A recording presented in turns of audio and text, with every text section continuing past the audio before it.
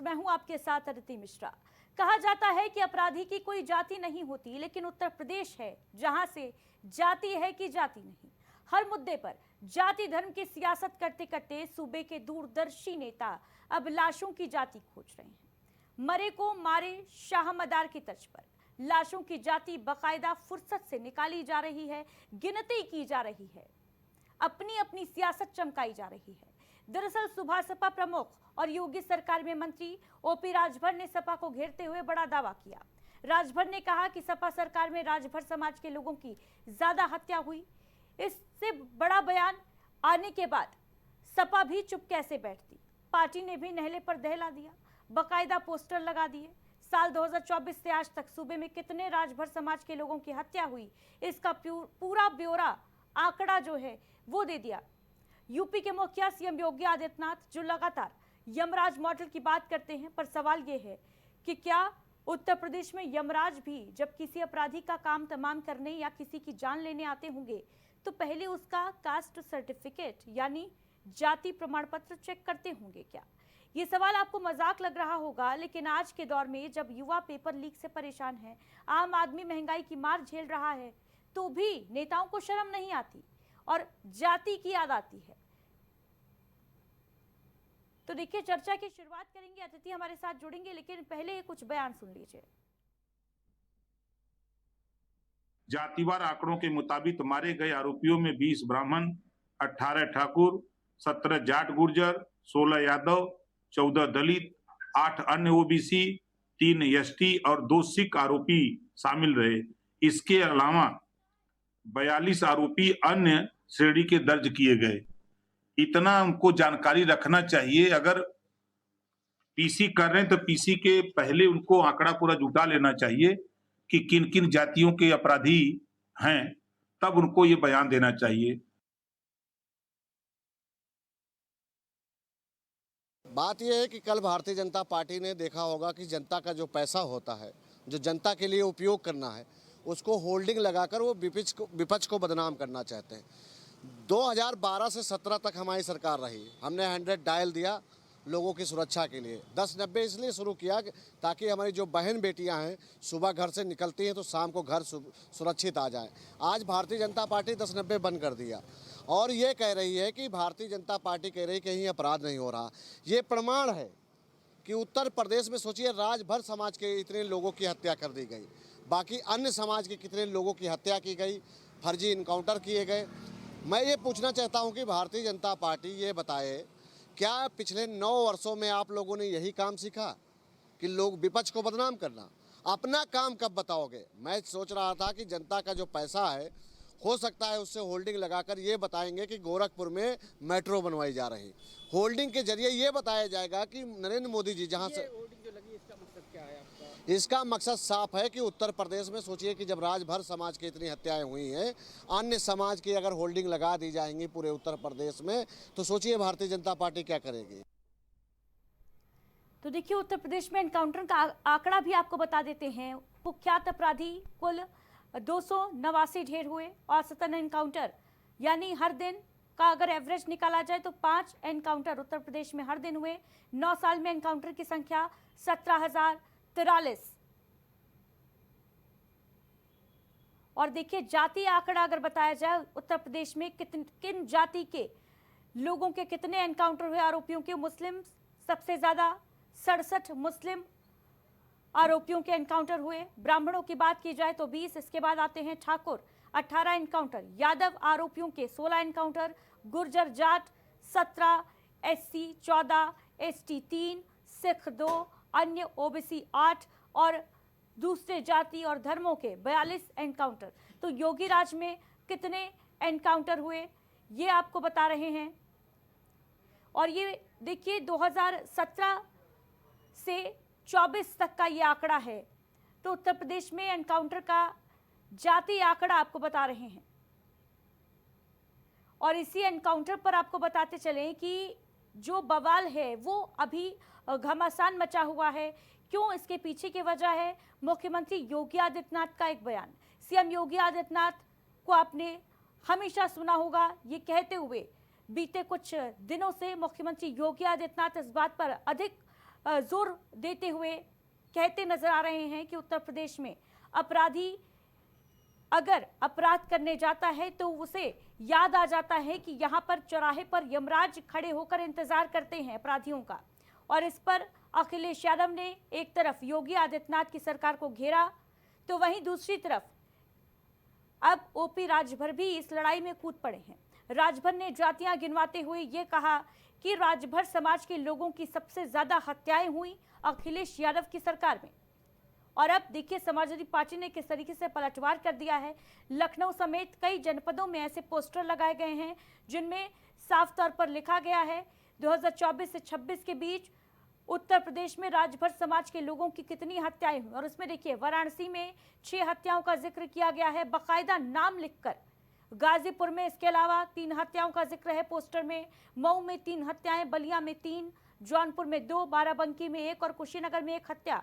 और देखिए जिनकी हत्या हुई उनका नाम भी इस पोस्टर में लिखकर कहीं ना कहीं समाजवादी पार्टी ने नहले पर दहला तो दे दिया है। लेकिन बड़े सवाल ये कि जाति पर इतनी ज्यादा सियासत क्यों मची हुई है, वो भी तब जब एक तरफ देश की जनता महंगाई की मार झेल रही है, छात्र पेपर लीक की समस्या से जूझ रहे हैं। उस वक्त समाजवादी पार्टी हो या फिर बीजेपी हो या फिर सुभाषपा हो, सत्ता पक्ष हो चाहे विपक्ष हो, उसे इन मुद्दों की याद क्यों नहीं आ रही? आखिर क्यों ऐसे मुद्दों पर स्याही उनकी सूख जा रही? चर्चा की शुरुआत करेंगे। हमारे साथ तमाम अतिथि जुड़ेंगे।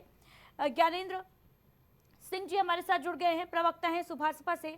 ज्ञानेंद्र सिंह जी, सबसे पहले तो अपना पहला रिएक्शन दीजिए इस पूरे विवाद पर। भाई, जातियों की याद इतनी ज्यादा क्यों आती है उत्तर प्रदेश से? जाति आखिर जाति क्यों नहीं है? अभी तक तो अपराधियों की जाति गिनवाई जा रही थी, अब तो लाशों की जाति पर आ गए आप। क्या वजह है भाई इसके पीछे? देखिए प्रिया जी, ये प्रश्न हमसे है क्या? ज्ञानेंद्र जी, मेरा नाम अदिति है। जी अदिति जी, जहाँ तक आज आपका प्रश्न जो है वो एनकाउंटर के बाद जो सवाल खड़े हुए हैं, जातिगत सवाल। सबसे पहले तो आपने स्वयं अपने उसमें कहा है वक्तव्य में कि अपराधियों की कोई जाति नहीं होती है और इस बात को सभी को मानना चाहिए कि अपराधियों की कोई जाति नहीं, अपराधी अपराधी होता है और वह जब भी अपराध करता है उसको न्यायिक दंड मिलना ही जनहित में होता है, ये सभी लोग जानते हैं। रही बात मामले की, जो पोस्टर लगा करके इस तरह से उकसावे की राजनीति कर रहे हैं अखिलेश जी, उस पर मैं कहना चाहता हूँ। तो ओपी राजभर को क्यों जाति याद आ रही है भाई? ओपी राजभर का भी तो बयान सामने आया है ना कि समाजवादी पार्टी की सरकार में सबसे ज्यादा राजभर समाज के लोगों की हत्या हुई है। हाँ, आप बहुत विधिवत इसको जानिए अदिति जी, क्या गलत कहा है हमारे माननीय राष्ट्रीय अध्यक्ष ओपी राजभर जी ने? इसमें कुछ गलत नहीं है। आप जिस भी मामले को देखिए, उन्होंने अभी भी कहा है, पोस्टर विवाद के बाद भी उन्होंने अपना वक्तव्य मीडिया को दिया है, तो उसमें हमारे माननीय राष्ट्रपति जी ने बहुत स्पष्ट रूप से कहा है जो भी हत्याएं हुई है उसमें ज्यादातर हत्या करने वाले लोग, आरोपी जो है वो एनसीआरबी के डाटा के अनुसार चाहे जान लीजिए, चाहे ऐसे ही आप कानूनी तौर पर जो उसमें पाए गए हैं वो सब के सब ज्यादातर लोग जो है वो यादव जाति से आते हैं। अगर इस तरह से कहना कोई गलत बात तो है नहीं। प्रताप सिंह जी, पता नहीं आप कौन से एनसीआरबी डाटा की बात कर रहे हैं, क्योंकि मेरी नॉलेज में तो एनसीआरबी के आंकड़े कभी ये नहीं बताते हैं कि कितने एनकाउंटर जो हुए उनकी जाति क्या थी या किसने मारा, उनकी जाति क्या थी। एनसीआरबी के आंकड़े जाति बताते हैं क्या ज्ञानेंद्र प्रताप सिंह जी? जाति बताते हैं क्या? जाति बताते हैं क्या एनसीआरबी के आंकड़े ज्ञानेंद्र प्रताप सिंह जी? इसलिए कहा है एनसीआरबी के डाटा जाति नहीं बताते, एनसीआरबी के डाटा उन हत्याओं को बताते हैं, घटनाओं को बताते हैं। ठीक है, और ये जो पोस्टर, ठीक है ज्ञानेंद्र प्रताप सिंह जी, ठीक है ज्ञानेंद्र प्रताप जी, ठीक कहा होगा राजभर जी ने कहा है तो ठीक ही कहा होगा भाई, कैबिनेट मंत्री हैं, गलत कैसे बोल सकते हैं। लेकिन ये जो पोस्टर दिख रहा है अभी टीवी स्क्रीन पर, आपको भी दिख रहा होगा, समाजवादी पार्टी ने पोस्टर लगा दिया है और इस पर तमाम उन लोगों का जिक्र किया है, आंकड़े बता दिए हैं बाकायदा होमवर्क करके कि राजभर समाज के कितने लोगों की हत्या हुई। इसकी जिम्मेदारी किसकी है ज्ञानेंद्र प्रताप सिंह जी? ये राजभर समाज के नहीं है क्या? आपके समाज के नहीं? अदिति जी, उनकी आदत है जातिगत राजनीति करना, जातियों की पीड़ा को समझना नहीं, बल्कि उनका जो है जातियों का माखौल उड़ाना, जातियों की पीड़ा में संवेदना व्यक्त नहीं कर सकते हैं। केवल पोस्टर ला करके, पोस्टर की राजनीति करके उनके पीड़ा को और कुरेदने का काम कर रहे हैं, उकसावे की राजनीति कर रहे हैं। आप करें तो ठीक, दूसरा करें तो गलत। मीठा मीठा गप गप, कड़वा कड़वा थू थू, ज्ञानेंद्र प्रताप सिंह जी यही चल रहा है क्या सूबे में? ठीक है, ठीक है, लौटूंगी ज्ञानेंद्र जी। नरेंद्र श्रीवास्तव जी हमारे साथ जुड़ गए हैं। आपने जो आंकड़े बताए आदित्य जी एक मिनट सुन लीजिए। 2017 से 24 तक के आंकड़े आपने बताए। उन आंकड़ों में आपने 67 मुस्लिम बताया, 20 ब्राह्मण बताया, 18 ठाकुर बताया, 16 यादव बताया। फिर भी अखिलेश यादव जी ने ये क्यों कहा केवल यादवों का इनकाउंटर हो रहा है? क्या यादव और ठाकुर और ब्राह्मण और मुस्लिम देख करके इसका अपराध को जवाब नियंत्रण किया जाएगा? ज्ञानेंद्र प्रताप सिंह ऐसा तो जी, हो नहीं समाजवादी सकता है। पार्टी कानून की के व्यवस्था प्रवक्ता है, हमारे साथ जुड़ रही हैं, उनसे कानून जवाब ले सबके लिए लेंगे। एक ठीक है तरह का कार्य ज्ञानेंद्र जी। करेगा। नरेंद्र जी को चर्चा में शामिल कर लेते हैं। बहुत स्वागत आपका नरेंद्र श्रीवास्तव जी। सबसे पहले तो नरेंद्र जी, ये जो सियासी घमासान छिड़ा हुआ है भाई, जातिवाद की राजनीति, क्या केवल जाति की घुट्टी पिला पिला कर ही नेता वोट मांगेंगे 27 के चुनावों में? 27 ही नहीं, बहुत पहले से ये चल रहा है। जाति की ही राजनीति चल रही है। जाति के नाम पर वोट पड़ते हैं, जाति के नाम पर टिकट दिए जाते हैं। जातियों के जाति आधारित राजनीति ही ज़्यादातर लोग कर रहे हैं। जहाँ तक इसमें केवल पॉलिटिकल पार्टीज को ही दोष दिया जाए, ऐसा मैं नहीं मानता। इसके लिए पब्लिक भी जिम्मेदार है। पब्लिक भी जाति देख करके ही वोट देती है। इसलिए पॉलिटिकल पार्टीज के सामने मजबूरी तो मैं नहीं कहूँगा, लेकिन एक उनके सामने भी एक है कि जाति, जिस बिरादरी के लोग जिस क्षेत्र में ज़्यादा रहते हैं, वहीं लोगों को उन्हीं सी बिरादरी के लोगों को टिकट दिया जाता है और वो जीत करके आते हैं। तो पब्लिक जब जाति के नाम पर वोट दे रही है, तो पॉलिटिकल पार्टी जाति के नाम पर टिकट दे रहे हैं। जैसे मेरे छोटे भाई ज्ञानेंद्र जी बोल रहे थे कि ये जाति वो जाति वो जाति, तो जाति की राजनीति तो सब कर रहे हैं। भारतीय जनता पार्टी, आपकी party, Rajbhar party, Subhaspa, Samajwadi party, ये सारे लोग जाति आधारित राजनीति कर रहे हैं। ठीक है नरेंद्र जी, जाति आधारित राजनीति तक तो ठीक था। ये लाशों की गिनती, लाशों की भी जातिगत जनगणना होनी शुरू हो गई है भाई पॉलिटिकल मामला है सब। पॉलिटिकल लाभ लेने के लिए तो जातियों की गिनती की ही जाएगी। और डेमोक्रेटिक सिस्टम में जनता किससे प्रभावित होगी, नेताजी इस पर भी तो विचार करेंगे। नेतागण इस पर भी विचार करेंगे कि जाति कौन सी ऐसी बात की जाए जिससे जातियों का समर्थन हमें मिले। तो मुझे लगता है इसलिए वो कर रहे हैं जी। यानी वोट बैंक की राजनीति करने के लिए गड़े मुर्दे भी उखाड़ लिए जाएंगे, उनकी भी जाति निकाल ली जाएगी कि भाई फलाना मरा तो वो किस जाति का था, कैसे मारा गया, एनकाउंटर में मारा गया तो किस जाति का था, यादव था, ठाकुर था, बनिया था, ब्राह्मण था या राजभर था। अदिति जी, आप किसी चीज को समझने की कोशिश करें। मैं आपको 2 एग्जाम्पल दूंगा, एक अधिवक्ताओं का, वकीलों का, दूसरा डॉक्टरों का। दोनों के एसोसिएशन है, दोनों के संगठन है, दोनों के चुनाव होते हैं। और यह मान के चलिए आप, इनमें भी मैक्सिमम लोग, सब नहीं, मैक्सिमम लोग जाति के आधार पर ही वोट देते हैं। अधिवक्ताओं के संगठन में जिस जाति का ज़्यादा वर्चस्व रहता है, ज़्यादातर लोग वही जीतते हैं। यही चीज़ डॉक्टर, मैंने दो लोगों की बात इसलिए की कि अपने समाज में ज़्यादातर अधिवक्ता और डॉक्टर ही पढ़े लिखे माने जाते हैं। और इनके संगठनों के प्रॉपर वे में चुनाव होते हैं। तो देख लीजिए आप, कहीं का आंकड़ा उठा के देख लीजिए। तो मेरे कहने का मतलब, जातियां समाज में हैं, जातियों को आप गौण नहीं कर सकती हैं। जातियां रहेंगी, और जातियां जब रहेंगी तो जातियों की बात होगी। ठीक है। हाँ। यानी कुल मिलाकर कहा जाए तो क्योंकि विकास की घुट्टी जनता को नहीं पिलाई जा सकती, इसीलिए जातियों की बात की जा रही है। ठीक है, समाजवादी पार्टी से प्रवक्ता हमारे साथ जुड़ गई हैं शौर्या सिंह जी, बहुत स्वागत आपका सबसे पहले तो। और ये जो तस्वीर सामने आई है शौर्या जी, एक तरफ तो यमराज और एनकाउंटर पर बवाल मचा हुआ है, इसमें अब जाति का दूसरा एंगल जुड़ गया है। ये जो पोस्टर लगाया है, सबसे पहले तो ये जो होमवर्क किया है आपकी पार्टी की टीम के लोगों ने, इसकी दाद देनी पड़ेगी भाई। राजभर समाज की कितनी हत्याएं हुई उसको आपने आंकड़ों में दर्शा दिया, लेकिन आज ही की खबर, एसएससी पेपर लीक होता है, रद्द हो जाता है। और ये आज की घटना नहीं, आज का मामला नहीं है, बीते कई दिनों से ये मामला चल रहा है। उस पर भी पोस्टर लगा दी होती। देखिए, सबसे प्रथम बात मैं ये कहना चाहूँगी, मौजूदा जो सरकार है ये हर तरीके से नाकाम है और इस मौजूदा सरकार से गठित जितने लोग बैठे हुए हैं, चाहे वो ओपी राजभर जी हों, किस तरीके से मंत्री पद पे रहते हुए भी आप ये देखिए कि ये खुद के चुनाव जो है नहीं करा पा रहे हैं, तो ये पेपर कहाँ से करा पाएंगे। और रह गई बात कि जिस तरीके से इनकाउंटर्स पे अभी मैं आपकी बातें सुन रही थी, जिस तरीके से ये बात चल रही है कि लाशों पे राजनीति हो रही है, तो आप अभी बीते कुछ दिन पहले संबल की जो सारी चीजें हुई थी, वो संबल का कांड सबने देखा। तो और पुलिस प्रशासन इस समय कितनी निर्दय हो चुकी है कि वो ना महिला देख रही है, ना पुलिस देख रही, ना पुरुष देख रही है, और तो और महिलाओं के ऊपर डंडे बरसाए जा रहे हैं, स्टूडेंट्स के ऊपर डंडे बरसाए जा रहे हैं।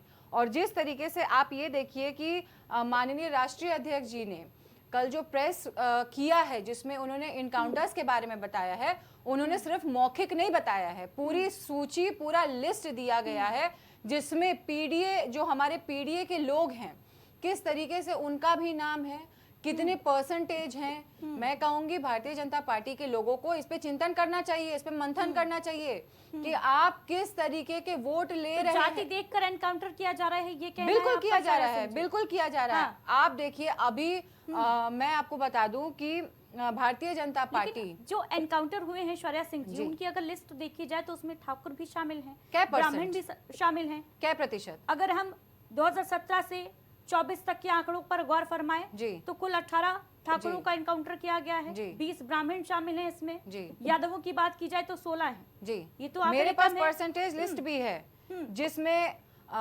125, आप इसके बाद देखिए 60% पीडीए के लोगों के ऊपर के साथ एनकाउंटर हुआ है, 19% जिसमें अदर्स हैं। ठीक है, यानी एनकाउंटर में भी पीडीए आ गया। बिल्कुल है, पिछड़ा, दलित, अल्पसंख्यक तो हर जगह है।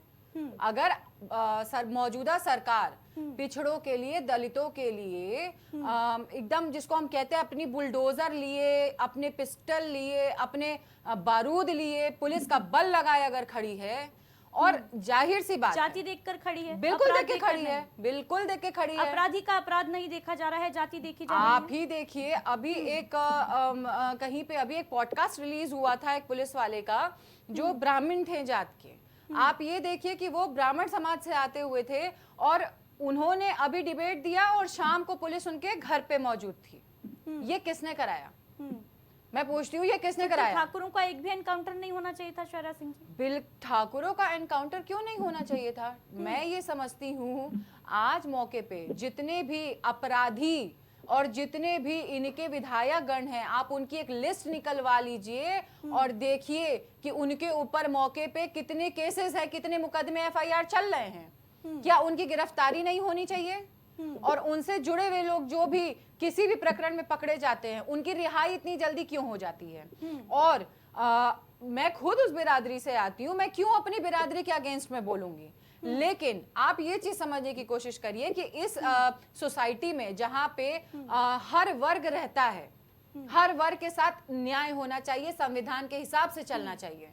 मैं ये कहती हूँ कि अगर मेरे ही बिरादरी के साथ अगर कोई कुछ ऐसा गलत होता है तो मैं अपनी बिरादरी के लिए भी खड़ी रहूंगी, लेकिन इसका मतलब ये बिल्कुल भी नहीं है कि अगर मेरे बगल किसी दलित का अगर बुरा होगा तो मैं अपनी बिरादरी के साथ खड़े होने का काम उस वक्त नहीं करूंगी।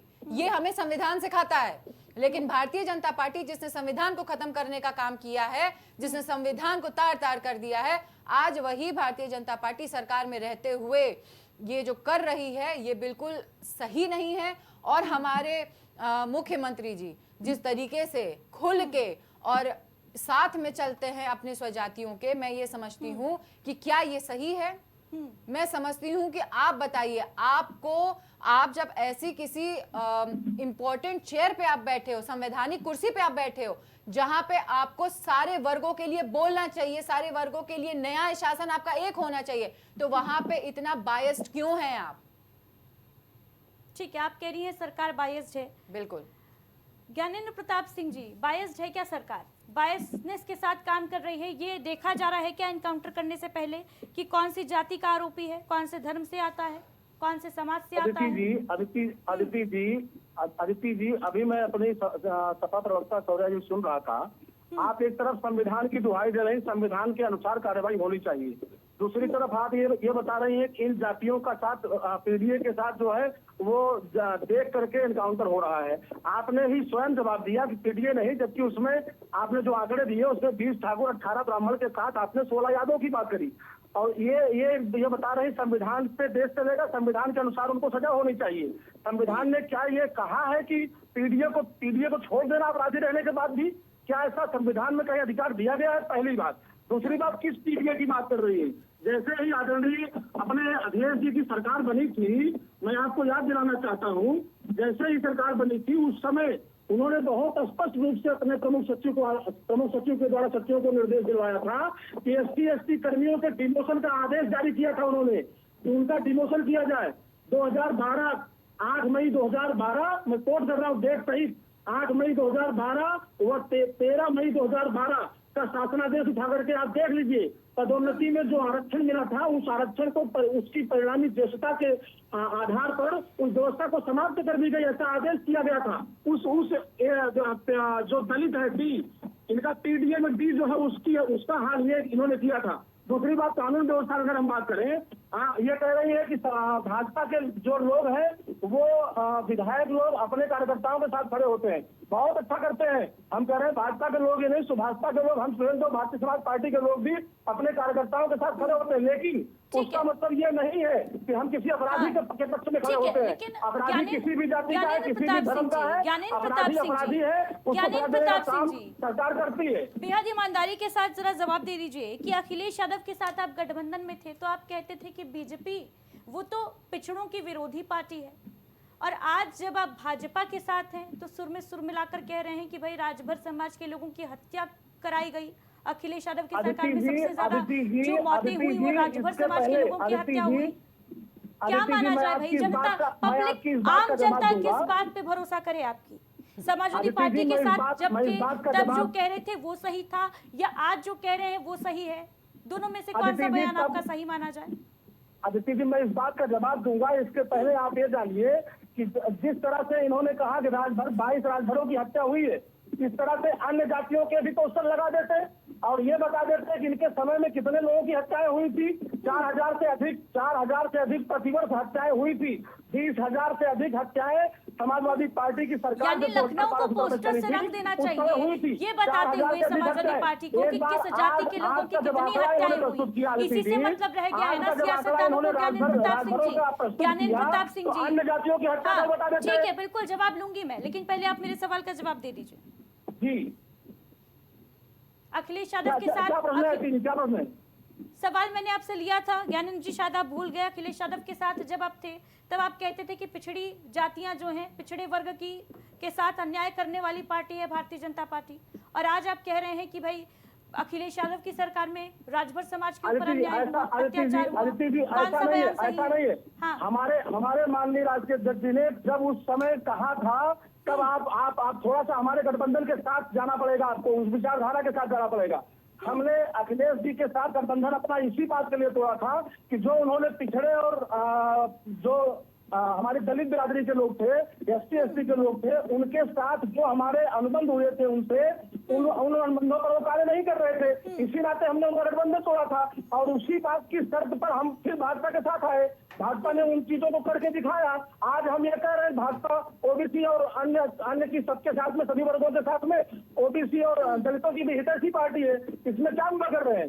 तब जब उस समय उनके साथ थे, उस समय उन्होंने वादा किया था हम ये कार्य करेंगे, और उन्होंने नहीं किया। आप बताइए, रोहिणी आयोग का वादा तो आपने जनता से भी किया है, वादा तो आपकी पार्टी ने जनता से भी किया है ना, जनता से भी तो वादा किया है ना आपकी पार्टी ने, ज्ञानेंद्र प्रताप सिंह जी, जनता से भी तो वादा किया है ना आप जनता से। ये जो महंगाई की मार पड़ रही है, ये जो छात्र परेशान हैं, नीट पेपर लीक हो जाता है, रद्द हो जाता है, SSC GD की परीक्षा देखिए किस तरीके से छात्र सड़कों पर हैं, वो आप लोगों को नजर नहीं आता है क्या? वहां पर काली पट्टी आंखों में बंद हो जाती है, राष्ट्र बन जाते हैं सारे सियासतदान। आम मुद्दे, आम जनता से जुड़े मुद्दे नजर नहीं आते, केवल ये जो जातिवाद का अफीम है यही चटा कर वोट हासिल करेंगे। अदिति जी, ऐसा नहीं है। आप देखिए, पेपर लीक हुआ, पेपर लीक हुआ, पेपर लीक करने वालों के साथ जो कठोरतम कार्यवाही करनी चाहिए एसटीएफ के द्वारा जांच करा करके सरकार पूरी तरह कटिबद्ध हुई और उन अपराधियों को अपराध की सजा देने के लिए पूर्णतः कमाल तत्पर की हुई। प्रतिबद्धता है ज्ञानेंद्र प्रताप सिंह जी की एक पेपर लीक होता है, उधर अपराधी गिरफ्तार हो रहे हैं, दूसरा भी लीक हो जाता है। इतना तो खौफ बिल्कुल, है, मैडम, हम- इतना मैडम, खौफ हमें- है। हम- नहीं, कमाल की अदिति उपलब्धि जी- है, कमाल की अदिति उपलब्धि जी- है ज्ञानेंद्र प्रताप अदिति सिंह जी हमने हमारे एनडीए गठबंधन की सरकार ने ये नहीं किया कि आप पेपर लोगों लीक को के तो बाद मौका भी उनको मिलेगा तो गिरफ्तार आप दिया उसमें जाए। भी आपको जाति याद खोज होगा लेंगे। अदिति जी, ठीक पुलिस है। की भर्ती हुई थी केवल मैनपुरी इटावा के ही यादव जाति के एक निर्धारित जाति के लोग ही भर्ती किए गए थे। क्या वो पेपर लीक मामले से कोई बड़ा अपराध नहीं हुआ था? आप मुझे बताइए, 58 एसडीएम एसडीएम की ठीक है, भर्ती जवाब में देना चाह रही 58 है। एसडीएम जवाब देना चाह रही है शौर्या सिंह जी, जवाब दे लीक से दीजिए बड़ा जल्दी कम से इस मामला बात था। हाँ, दूसरी बात यह पेपर लीक हुआ है, उसमें इनकार नहीं किया जाता, लेकिन पेपर लीक के हुआ बाद क्यों है, रिजल्ट हुआ को क्यों घोषित है? कर देना अकाउंटेबिलिटी या नाम उसी की तरह से यथावत उसको अकाउंटेबिलिटी घोषणा नाम कर का देना, कोई शब्द क्या ये होता है उसी या तरह नहीं होता छात्रों है के हित में डिक्शनरी होता? में? अकाउंटेबिलिटी जवाबदेही नाम का कोई शब्द होता है या नहीं ज्ञानेंद्र प्रताप सिंह जी? जवाबदेही ले रहे हैं अदिति जी, जवाबदेही से भाग नहीं रहे हैं। आज हम युवाओं के साथ खड़े हैं, आज हम युवाओं के हित के साथ में खड़े हैं। पेपर लीक हुआ, तुरंत फिर से हमने पेपर लीक होने के बाद उन पेपर लीक करने वाले तंत्रों को हमने सजा दी और एसटीएफ के द्वारा जांच कराया गया, सारी चीजों को पकड़ा गया, उनको जेल भेजा गया। ये सारी चीजें होते हुए ठीक है, आज बिल्कुल देखिए पेपर रद्द किया बिल्कुल गया। ज्ञानेंद्र प्रताप जी, इतने ज्यादा हित में काम हो रहा है छात्रों के कि छात्र जगह जगह आत्महत्या कर रहे हैं।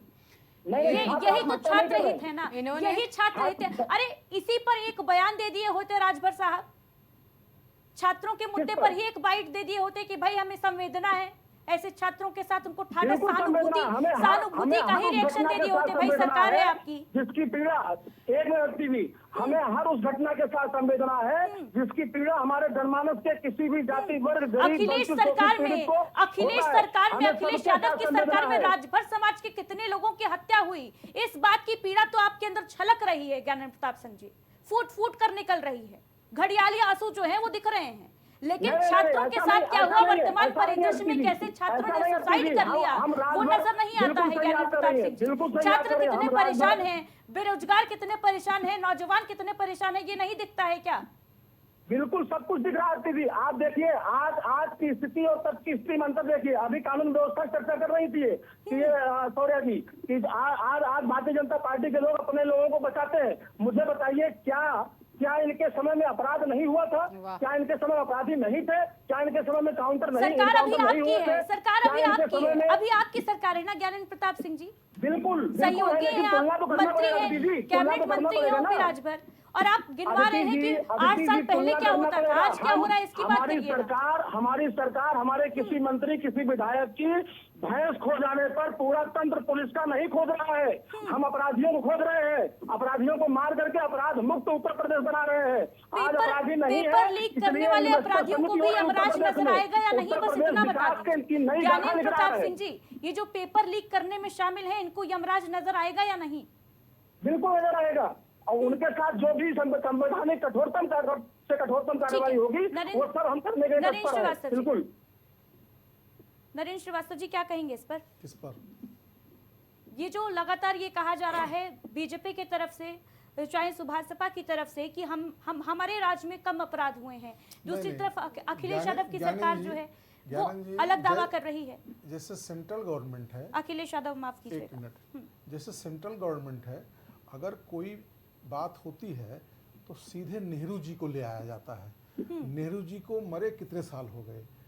मेरा ये कहने का सिर्फ मतलब ये है कि आपके अनुसार यदि पिछली सरकार ने काम नहीं किया तो जनता ने उसको उखाड़ फेंका, तो उनके आपके हिसाब से जो उन्होंने गलत काम किया आप उसकी चर्चा क्यों करते हैं?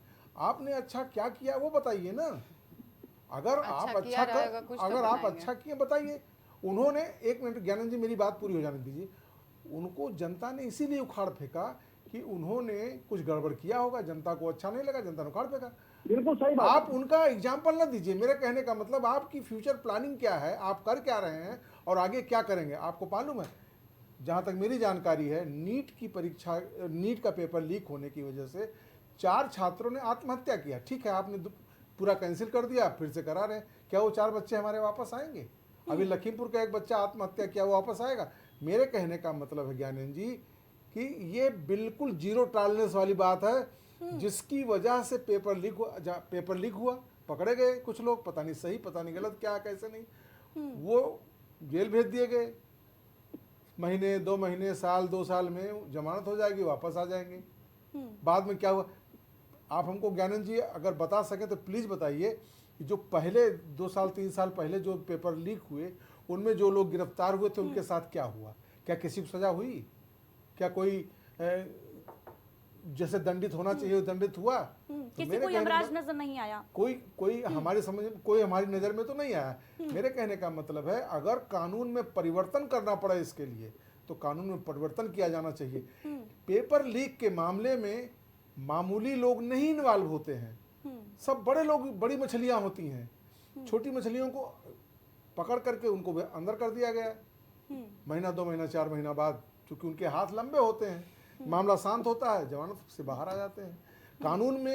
कानून के जो लीकेज है उसका फायदा उठाते हैं, वो बाहर आ जाते हैं। कानून में परिवर्तन होना चाहिए। आप नरेंद्र जी, लेकिन देखिए ठोस कानून तो सरकार लेकर आ ही गई थी। क्या लेके आ गई थी?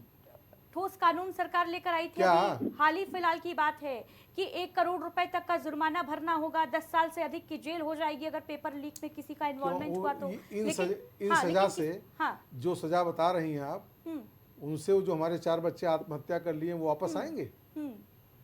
1 करोड़ रुपए की बात करते हैं, इस तरीके काम करने वालों के लिए 1 करोड़ रुपए कुछ नहीं होता है।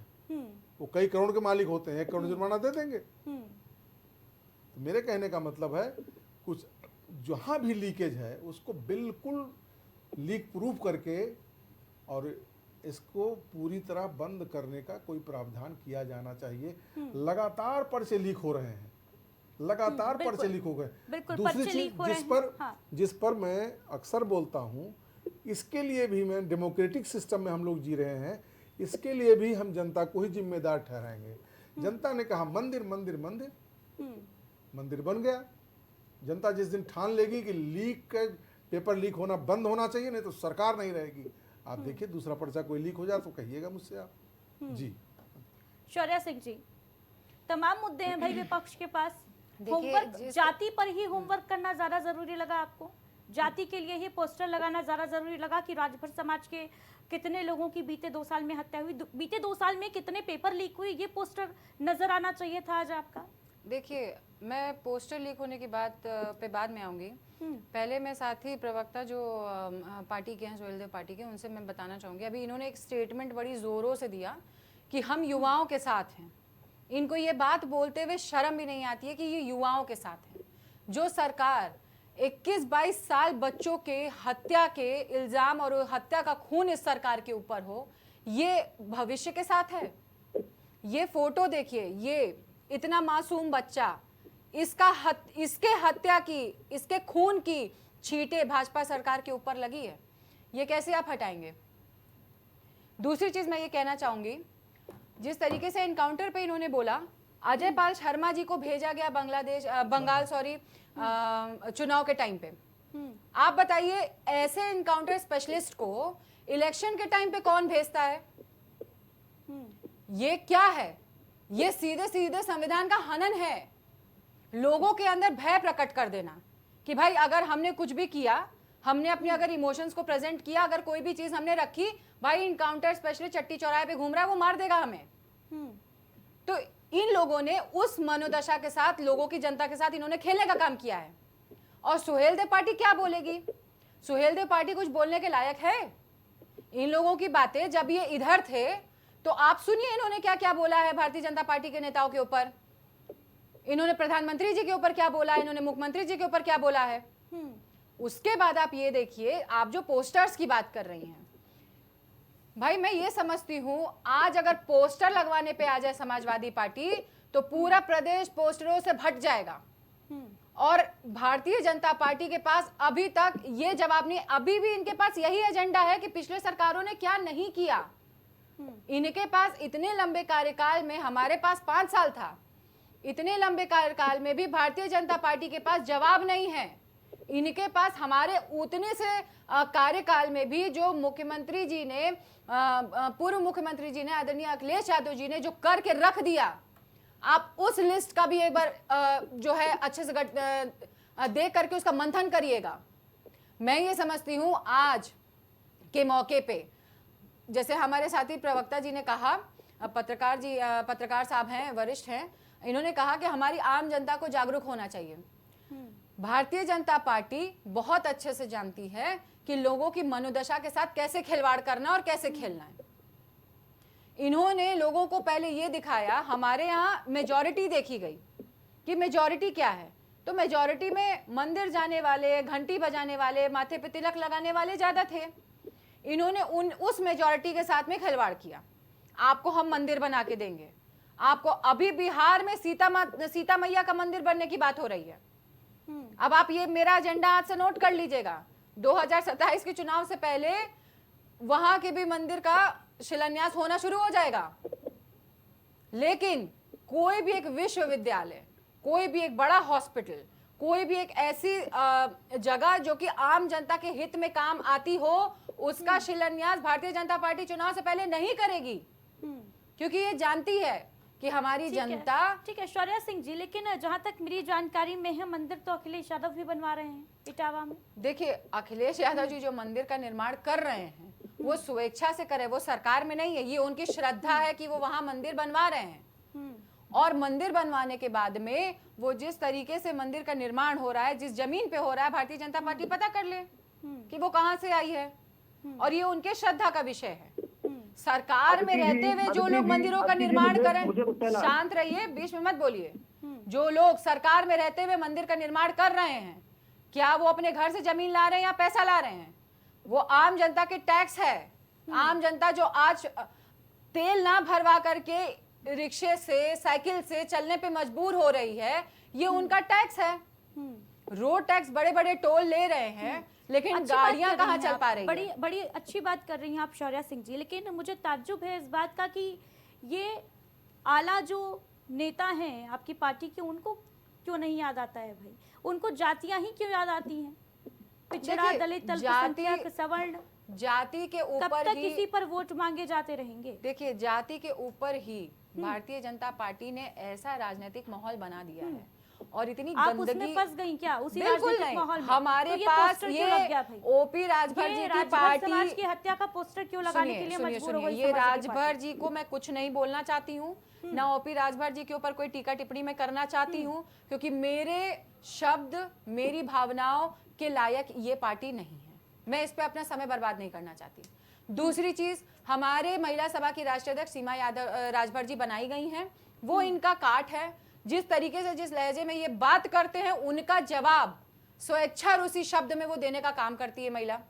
और राष्ट्रीय अध्यक्ष जी ने उनको महिला सभा की राष्ट्रीय अध्यक्ष बना करके सुहेल देव पार्टी के सामने एक बहुत बड़ा तमाचा मार के इनको जवाब दिया है।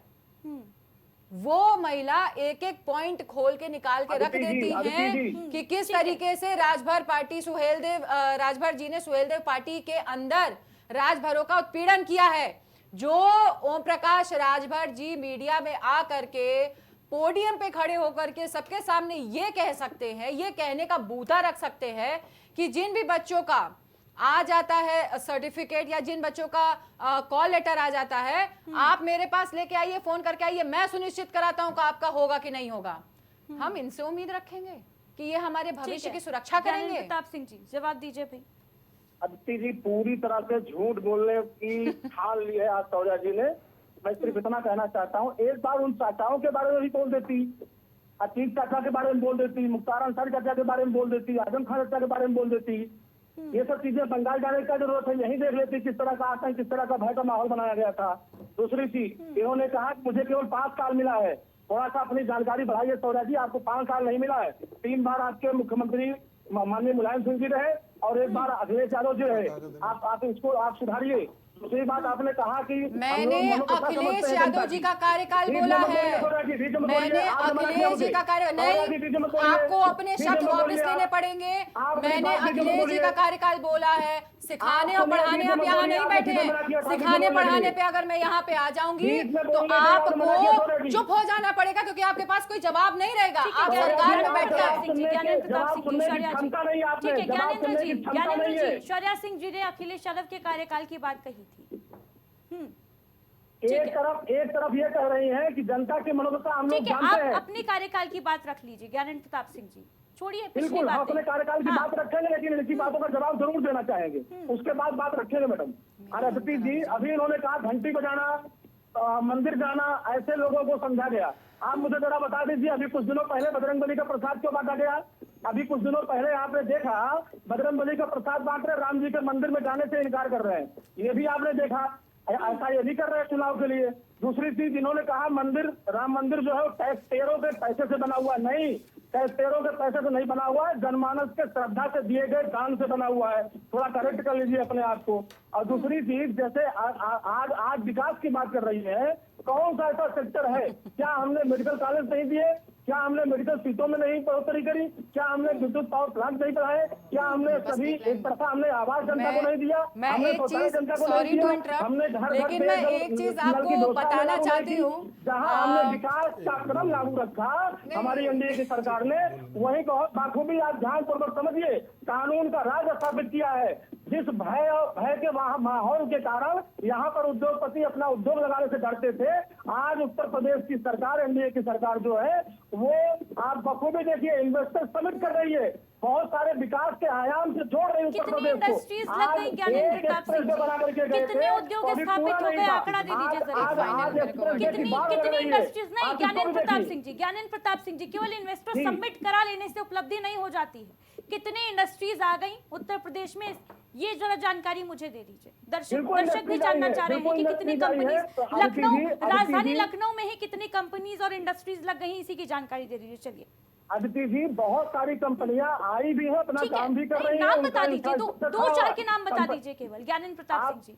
अदिति जी, एक बात ध्यानपूर्वक समझिए, कोई भी कंपनी एक दिन का काम नहीं है, आज आई और तुरंत अभी तो आप कह रहे थे बहुत सारी कंपनियां आ गई हैं, नजर नहीं आ रही हैं, धरातल पर नहीं है। बहुत जल्द आपको काम करती हुई दिखाई भी देगी। कुछ कंपनियां काम कर रही है और कुछ बहुत जल्द ही सरकार काम करती कर दिखाई रही है, देगी। सरकार अनुशासन लेकर आ गई है, मैं एक सुशासन चीज लेकर बोलना आ गई है, चाहूंगी। लेकिन नजर कुछ नहीं आ रहा है। ऐसा है क्या ज्ञानेंद्र प्रताप सिंह जी? अदिति जी, क्या सुशासन नजर नहीं आ रहा? आप ये प्रश्न खड़ा कर रही है। बिल्कुल आपको करूंगी नहीं मैं, लगता है सुशासन बिल्कुल है? करूंगी। अगर लगातार पेपर लीक होगा, छात्र परेशान रहेंगे, तो मैं आवाज उठाऊंगी छात्रों की। पेपर लीक होना, महंगाई पेपर लीक बढ़ेगी करने तो मैं वालों ने जनता की अगर आवाज बहुत रखूंगी बड़ा ज्ञानेंद्र जघन्य प्रताप अपराध किया सिंह है। जी। अदिति जी, पेपर लीक एक बहुत बड़ा जघन्य अपराध हुआ है और उस अपराध की संवैधानिक तरीके से एक बार नहीं हुआ है ज्ञानेंद्र प्रताप सिंह जी, एक बार नहीं हुआ है। आपकी बात हम मानते हैं, हम इनका नहीं कर हर रहे हैं। साल होता ये है, बहुत साल बड़ा दर साल होता जघन्य अपराध है। ये। कोई भी पेपर रिकॉर्ड है, ये बिना लीक हुए पेपर हुआ नहीं है। आरओ का री एग्जाम कराना पड़ गया, पुलिस भर्ती का री एग्जाम कराना पड़ गया। आप ऐसा नहीं कर सकती है। शरद सिंह जी, फाइनल रिएक्शन दीजिए जल्दी से। हुआ जी। था, देखिए, हमारे सुहेल देव पार्टी के जो ऐसा नहीं कहा जा सकता है कि पेपर बिना लीक हुए नहीं हुआ है। ज्ञानेंद्र जी, ठीक है, उपलब्धियां सुन चुकी हैं मैं आपकी ज्ञानेंद्र प्रताप सिंह जी। देखिए ज्ञानेंद्र जी, आप उपलब्धियां गिना नहीं पाएंगे, आपने पूरी पढ़ाई नहीं करी हुई है, और सबसे बड़ी बात है उपलब्धियां हैं ही नहीं तो आप गिनाएंगे क्या? अभी आपने मुख्तार अंसारी का नाम लिया। सबसे बड़ी बात मैं ये कहना चाहूंगी, मुख्तार अंसारी जी के गोद में आपके ही आका जो है वो बैठते थे, शरण लेते थे, और उपलब्धियां आपको सवाल ही नहीं उठता दिख सके, लेकिन उन्हीं उपलब्धियों को जिनको आप नकार रही हैं, जिनको आप देख नहीं पा रही हैं, उन्हीं बांदा जेल में जाकर के मुख्तार अंसारी से मिलते थे कि नहीं आपके आका? एक बार पूछिएगा जरूर। आज जिस पीला गमछा पहन करके आप बैठे हैं, पूछिएगा जरूर। ज्ञानेंद्र प्रताप सिंह जी, जातियां गिनवाने से बेहतर रहता कि आप उपलब्धियां गिनवा दिए होते, तो शायद जनता को मालूम होता। ठीक है, बहुत शुक्रिया आप सभी खास मेहमानों का चर्चा में हमारे साथ जुड़ने के लिए। तो देखिए, उत्तर प्रदेश में एनकाउंटर को लेकर जो विवाद है वो अब गर्मा उठा है, सियासत जो है वो जोरों पर हो रही है। अदिति जी, एक साथ सारी बातें नहीं रखी जा सकती है।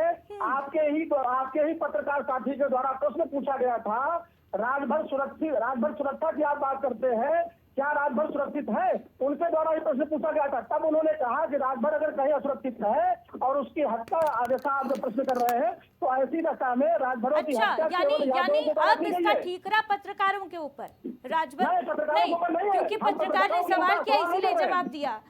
ठीक है, सवाल नहीं कर रहे हैं हम, पत्रकार ने सवाल क्यों किया ये आपकी चिंता है। ठीक है, देखिए समय की कमी है। हाँ, मैं समझ चुकी हूँ। ठीक है ज्ञानेंद्र जी, बहुत शुक्रिया आपका चर्चा में हमारे साथ जुड़ने के लिए। तो देखिए उत्तर प्रदेश में एनकाउंटर विवाद जो है वो लगातार तूल पकड़ रहा है और अब जातियों पर जो बात है वो की जाने लगी है। 27 का चुनाव करीब है और उत्तर प्रदेश से जाति है कि जाति ही नहीं।